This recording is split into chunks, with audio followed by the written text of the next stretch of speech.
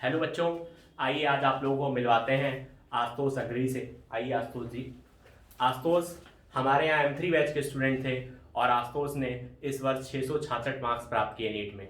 इसी कड़ी में हम लोग इनको स्टेथोस्कोप भी पहनाते हैं। Thank you sir. तो आशुतोष कुछ बताइए कैसी रही अपनी जर्नी। सर बहुत अच्छी रही। पहले तो ऐसा लग रहा था कि सर काफ़ी डिप्रेशन महसूस हो रहा था। सर 12th के बाद मैंने एग्जाम दिया था 484 सर, उसमें मार्क्स आए थे और उसके बाद सर इतना इंप्रूवमेंट हुआ यहाँ पर आके सर काफ़ी अच्छा लगा। सबसे बड़ी खास बात आशुतोष के साथ ये है कि आशुतोष एक फ्रेशर बैच के स्टूडेंट थे, यानी 12th के बाद जो रेगुलर बैच है हमारा उस बैच से सिलेक्ट हुए। तो आशुतोष क्या स्ट्रेटजी अपनाई आपने? रिवीजन के लिए आप क्या करते थे? क्योंकि आपने पहले ही साल था आपका, उसी में आपने पढ़ा, चीजें सीखी और आप सेलेक्ट हुए, तो क्या स्ट्रेटजी अपनाई आपने? सर सबसे पहले तो यहाँ का सर जो टेस्ट सीरीज था, जो मेरे उसमें क्वेश्चन गलत होते थे मैं उसको अलग से सेपरेट से नोट कर लेता था और फिर लास्ट में वो देख लेता था क्या क्या गलतियाँ हुई। फिर लास्ट में आते आते सर मेरी काफ़ी मिनिमम गलतियाँ हो गई। देखिए ये बात आप लोग आशुतोष से सीख सकते हैं। बहुत इंपॉर्टेंट बात आशुतोष ने बताई। आशुतोष ने कहा सर मेरी जो टेस्ट में गलतियां होती थी वैसी गलती मुझसे फ्यूचर में ना रिपीट हो, तो मैं उसको नोट करता था और उसका सुधार करता था। आशुतोष क्या करना चाहेंगे? पेपर दिया आपने तो कैसा लगा आपको पेपर देखकर? सर ऐसा लगा था सर वही न्यूलाइट का ही पेपर देना, ऐसे लग ही नहीं रहा था कि मैं नीट का पेपर दे रहा हूं। अच्छा, आपने इतना प्रैक्टिस यहाँ पर कर लिया था तो जब आप पेपर दे रहे थे तो आपको कोई प्रेशर फील नहीं? बिल्कुल नहीं सर, वहाँ पर ऐसा लगा कि न्यूलाइट का ही पेपर मैं दे रहा हूँ। इतना ज्यादा ये हुआ। तो आशुतोष आपने सारी क्लासेस करी, सारे टेस्ट दिए रेगुलर? Yes sir. देखिए रेगुलरिटी भी एक बहुत इंपॉर्टेंट चीज है। आशुतोष 12th के बाद रेगुलर बैच के स्टूडेंट थे और 666 मार्क्स प्राप्त किए, जो कि काबिले तारीफ की बात है। तो आशुतोष क्या कहना चाहेंगे और बच्चों से जो फ्यूचर एस्पिरेंट्स हैं नीट के, जो तैयारी कर रहे हैं, क्या तरीका अपनाएं वो लोग, या आपके अनुभव के आधार पर क्या बताना चाहेंगे उनको? सर मैं यही बोलना चाहता हूँ सर कि अपने टीचर को ब्लाइंडली फॉलो कीजिए और फिर जैसा वो बोलते हैं वैसा फॉलो कीजिए।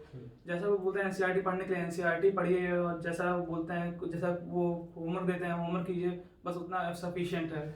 अच्छा आशुतोष, इस बीच में कोरोना पैंडेमिक हुआ तो सब लॉकडाउन हो गया, तो उस समय तो काफी डिप्रेशन फील हुआ होगा कि अब कैसे क्या होगा? सर डिप्रेशन बीच में हुआ था, फिर जब सर ऑनलाइन आके पढ़ाते थे तो ऐसा लगा क्लास में ही पढ़ रहे हैं, तो काफी अच्छा लग रहा था कि फिर से वही क्लास हम लोग की सारी क्लासेस आपने यूट्यूब की और अटेंड करते रहे तो उससे रिवाइज करते रहे।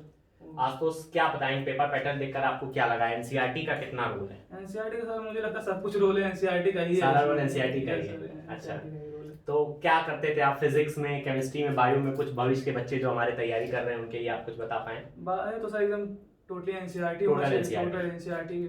और केमिस्ट्री में थोड़ा सा टीचर का भी उसमें आपको याद हो तो सिंह सर आप लोगों से पहले भी कहा करते थे कि आपको एनसीईआरटी ही पढ़नी है। उन्होंने और केमिस्ट्री और फिजिक्स के लिए क्या स्ट्रेटजी है आपकी? केमिस्ट्री के लिए सर तो थोड़ा सा टीचर का, फिर एनसीईआरटी पूरा, और फिर फिजिक्स में टीचर और एनसीईआरटी। मतलब आपने क्लास मॉड्यूल्स और जो क्लास में पढ़ाया गया उसको अच्छे से कवर किया, मॉड्यूल्स, और बाद में एनसीईआरटी को कवर किया। फिजिक्स से बच्चे डरते हैं, तो फिजिक्स के लिए क्या कहना चाहेंगे? सर उसमें प्रैक्टिस ही है, प्रैक्टिस से डर खत्म हो जाएगा सर। उसमें जितने सारे एक्सरसाइज पीछे दिए हैं उसको सॉल्व कर डालें तो डर ऑटोमेटिक खत्म हो जाएगा सर उसमें। कई बार बच्चों को ये भी लगता है कि कैलकुलेशन ज्यादा रहती है, ये भी एक प्रॉब्लम करती है। क्या आपको कभी ऐसा एहसास हुआ? मुझे तो सर ऐसा एहसास नहीं हुआ सर। काफी इसमें तो शॉर्ट कैलकुलेशन है, तुरंत तुरंत आंसर आ जाता है, तो उससे सर आसानी हो जाएगा।